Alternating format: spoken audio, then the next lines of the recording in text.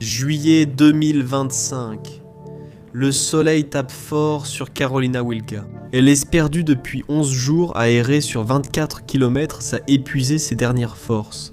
Et maintenant, elle ne peut plus avancer. Ici. Elle est restée complètement à la merci de l'Outback. Et vous allez découvrir que son sort n'est pas une exception. C'est une réalité sombre. Pas besoin d'un diplôme de géographie pour s'en rendre compte. L'Australie a énormément d'espaces vides. La population reste sur le littoral comme si elle craignait de s'engager. Et quand on regarde une carte, on comprend pourquoi il n'y a que 837 personnes par mile carré en Australie. L'équivalent le plus proche sur la carte, c'est le Sahara.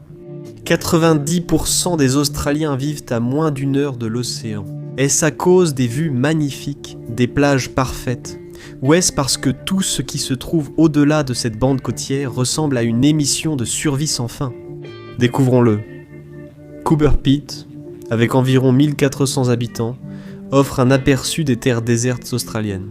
À 846 km au nord d'Adélaïde, certains la nomment capitale mondiale de l'opale car le sol fait remonter des pierres brillantes. Le commerce est suffisamment important pour faire vivre ce qui ressemble à une ville ordinaire. Mais ne vous y trompez pas. La plupart de ces bâtiments sont vides, servant d'accès à la vraie ville. Boutiques, églises, hôtels, maisons creusées dans la roche, tel un royaume moderne de hobbits. C'est le seul endroit où vivre comme des taupes revient moins cher que la climatisation, ce qui a fait de la ville une attraction touristique. Mais Cooper Pedy n'est qu'un échauffement, car plus on s'enfonce dans l'intérieur de l'Australie, plus il fait chaud, sec et carrément invivable. L'Outback occupe 73% du continent, mais seulement 5% de la population y vit. Les températures moyennes en été atteignent 45 degrés Celsius. Les sources d'eau sont rares. Ce n'est pas vraiment le Sahara, mais plutôt un parent éloigné qu'on croise aux fêtes et qu'on préfère éviter. Les températures moyennes dépassent les 45 degrés Celsius, mais la chaleur n'est pas le seul problème. Où est l'eau ? Pourriez-vous demander ? Il y a quelques oasis ici, petites taches vertes qui vous félicitent. Vous êtes toujours en vie. Les plus connues sont les sources de Lucie ou l'ancien fleuve Finca. Mais sur un continent de cette taille, c'est à peine suffisant pour hydrater un cactus. La majeure partie de l'intérieur de l'Australie est une zone où il faut apporter sa propre eau, où la pluie se manifeste comme un père absent, rarement et toujours au pire moment. Même quand il pleut, ce n'est pas une pluie douce avec des plantes ou des arcs-en-ciel, mais une averse soudaine qui emporte votre voiture. Nous aborderons cette catastrophe plus tard, entre chaleur, sécheresse et des sols parmi les plus anciens et pauvres en nutriments du monde. L'Outback est un lieu qui se préoccupe peu des humains, et même avec la technologie moderne, il l'emporte souvent. Seulement 6% de l'Australie convient à l'agriculture, le reste ayant des sols parmi les plus pauvres et hostiles de la planète. La Terre a été abandonnée. Le continent n'a pas d'héritage de l'ère glaciaire, alors que les glaciers sont très bénéfiques pour les sols. Ils broient la roche en débris riches en nutriments, puis les laissent derrière eux en repartant vers les pôles. L'Australie n'a rien eu de cela, et l'Outback était vraiment immense. Les premiers explorateurs mouraient souvent.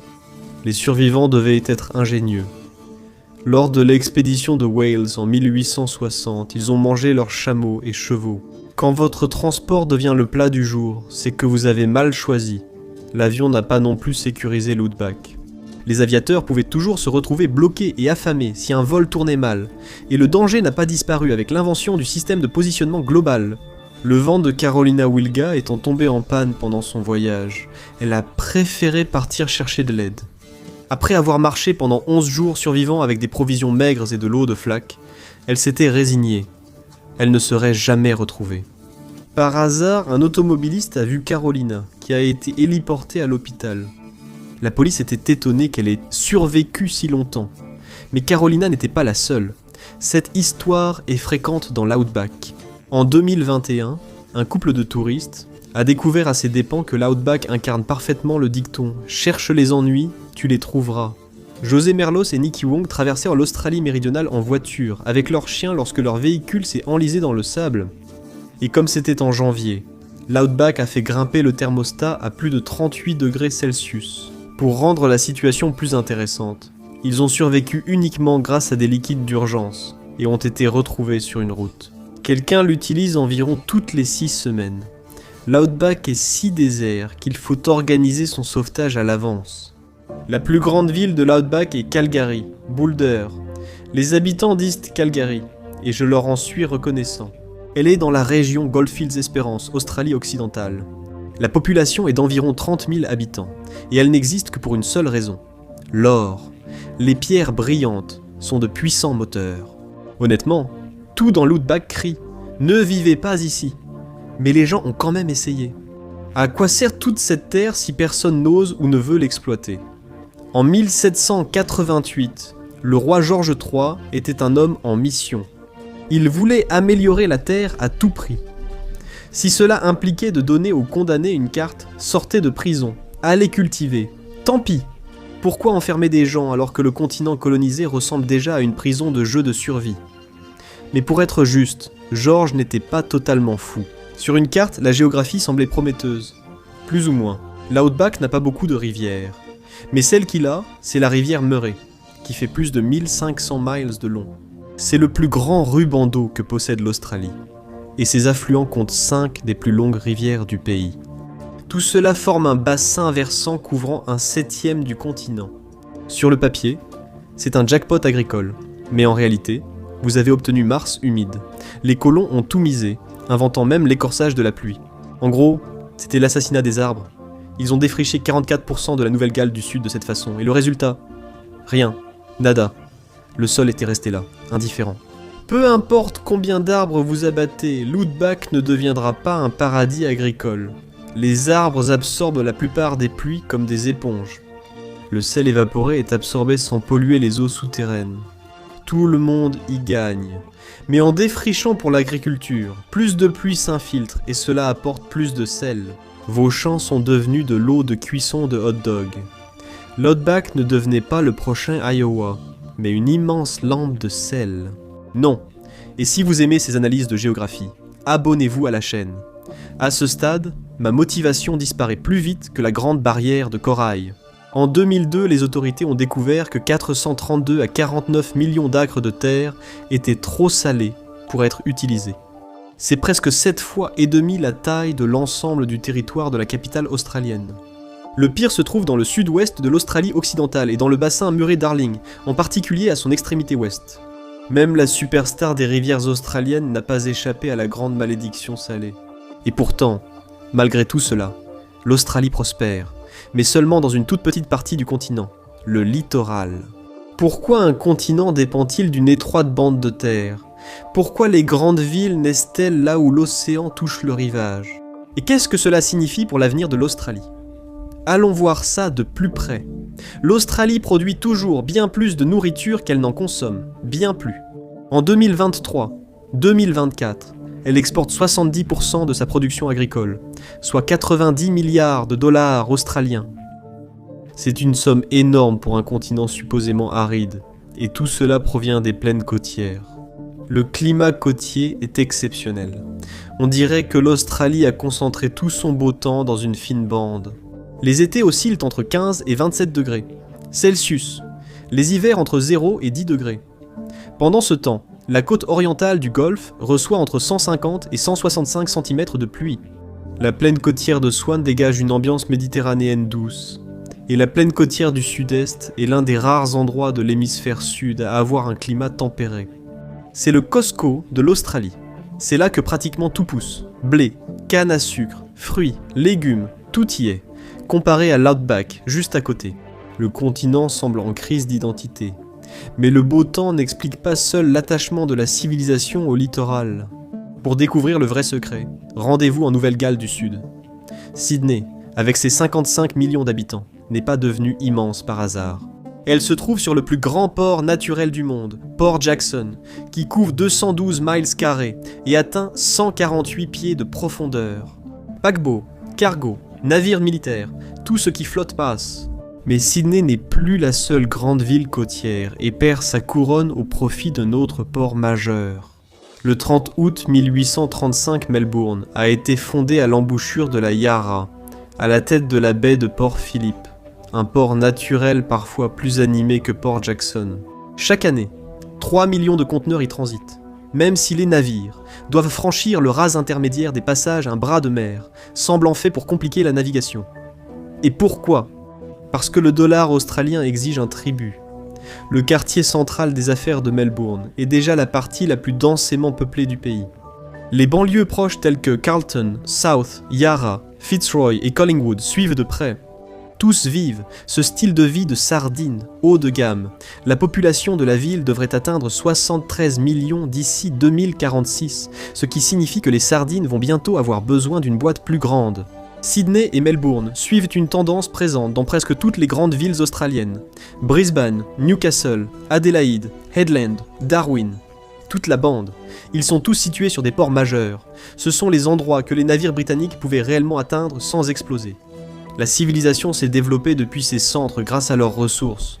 Une colonie nécessitait protection, accès au commerce et un port pour grands bateaux. Et ces ports ont contribué à créer l'une des grandes ironies de l'histoire. Les descendants des prisonniers envoyés ici sont devenus plus riches que ceux qui les ont exilés. Qu'est-ce que vous pensez de ce karma cosmique ? Et l'Australie ne s'en plaint pas. Son vaste littoral et ses ports naturels ont fait de l'ancienne colonie pénitentiaire une machine à exporter. Non seulement de la nourriture, mais aussi de l'or, du fer, du gaz et du pétrole, bref, tout ce que le monde paie. Si c'est brillant, inflammable ou exploitable, l'Australie l'exportera. Bien sûr, l'Australie peut sembler hostile, mais sous un continent qui repose sur plus de 20 000 milliards de dollars de ressources naturelles, 8e au monde, l'Australie fonctionne grâce au boom minier. La ruée vers l'or des années 1850 a transformé l'endroit, passant d'une punition à vie à une start-up au potentiel illimité. Plus d'1 million de personnes ont afflué. La population est passée de 430 000 en 1851 à 17 millions 20 ans plus tard. Les exportations de la Nouvelle-Galles du Sud et du Victoria ont été multipliées par 6, pas mal pour une ancienne prison au soleil. La ruée vers l'or a continué avec une seconde vague. À la fin du 19e siècle, de nouvelles mines ont ouvert en Australie occidentale, Queensland et West de la Nouvelle-Galles du Sud. L'Australie occidentale à elle seule est passée de 48 000 à 180 000 habitants, entre 1890 et 1901. Rien ne motive plus les humains que l'or, sauf peut-être le Wi-Fi gratuit. D'autres villes champignons, comme Kalgoorlie née dans les années 1880, lors de la ruée vers l'or, existent toujours car l'or n'est pas épuisé. Elle possède l'une des plus grandes mines d'or à ciel ouvert du monde, le Super Pit.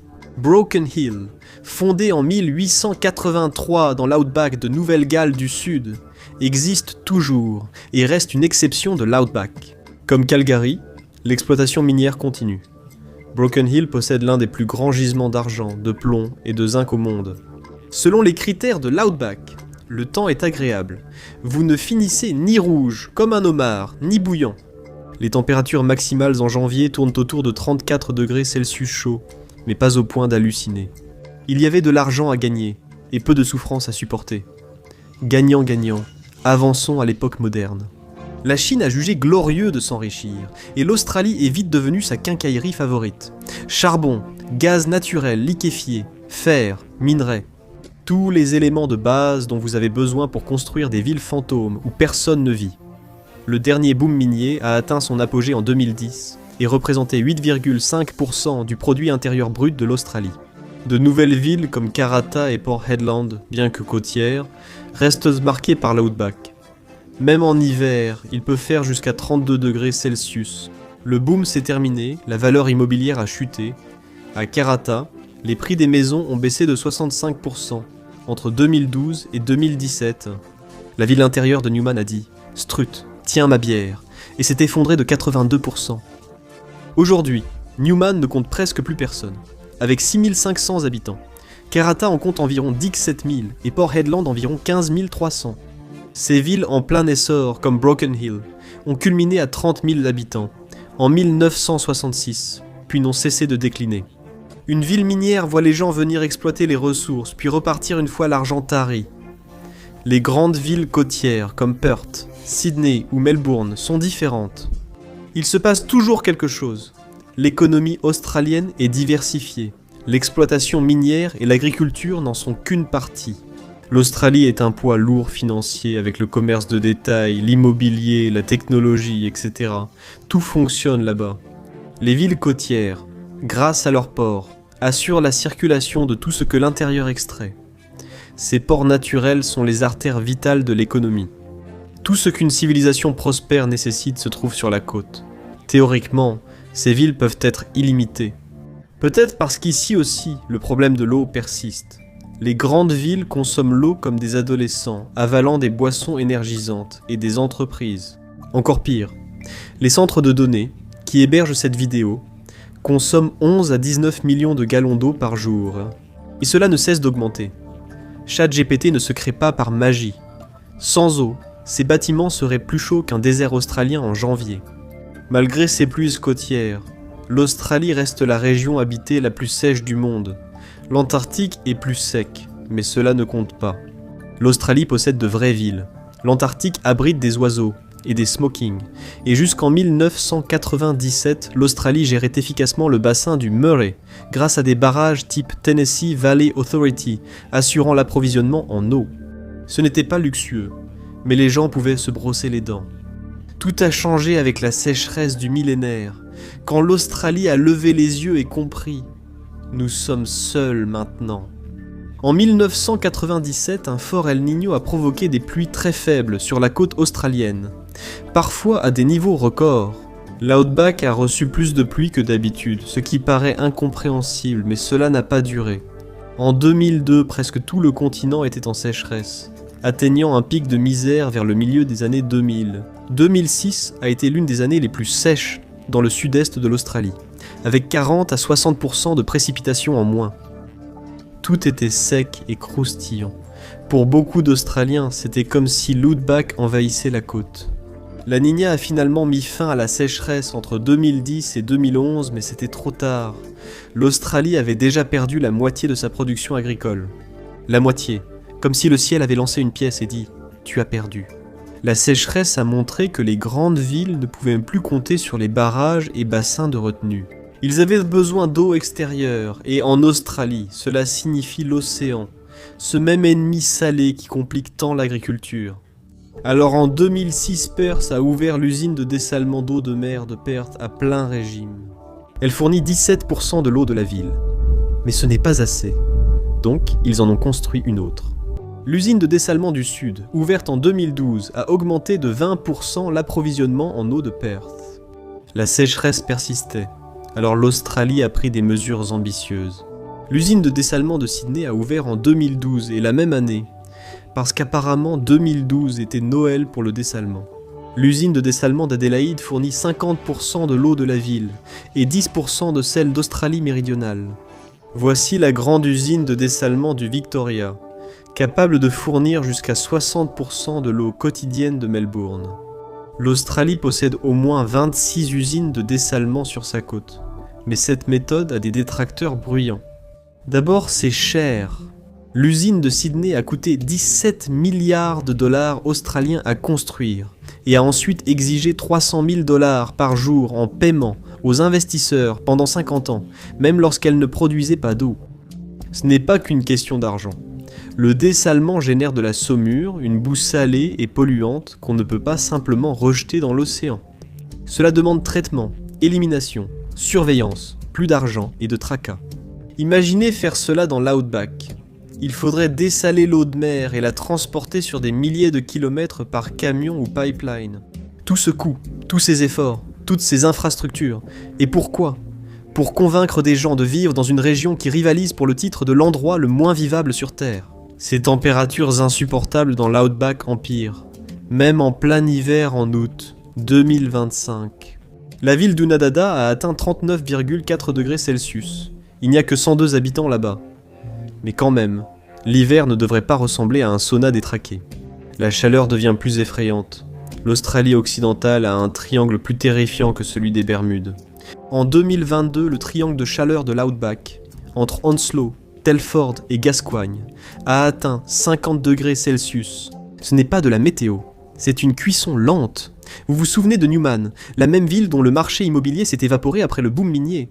Près de 47 degrés Celsius ont été atteints lors des vagues de chaleur cette année. Mais Newman n'est pas au niveau de la mer. Placé à ce niveau, la température atteint 52 degrés Celsius Ce n'est pas juste chaud, c'est du genre. Pourquoi mon ombre transpire-t-elle? Et ça empire. Des vagues de chaleur comme celle-ci arrivent de plus en plus souvent. Qu'est-ce qui manque encore? La pluie. La sécheresse du millénaire s'est terminée en 2010, mais ce n'était visiblement que le début d'une sombre trilogie. La sécheresse Tinderbox a frappé le bassin Murray-Darling entre 2017 et 2019 précisément, où la sécheresse est la plus redoutée. Les précipitations étaient 50% inférieures à la normale sur toute la période, et 2019 a été l'année la plus chaude et sèche jamais enregistrée en Australie. Bravo Mère Nature, tu bats encore ton record, et la tendance ne s'améliore toujours pas. La récente sécheresse en Australie serait la pire depuis 400 ans. Ce n'est donc pas idéal. Investir massivement dans l'outback poserait trop de problèmes pour en valoir la peine. Techniquement faisable, mais ça n'en vaut absolument pas la peine. L'Australie n'est pas vide par choix, mais par conception.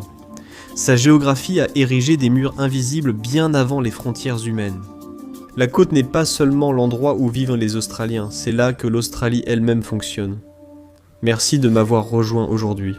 J'espère que la vidéo vous a plu. Pour voir plus de contenu similaire, abonnez-vous et activez les notifications. Cela aide vraiment. Merci encore. À la prochaine sur Mapac.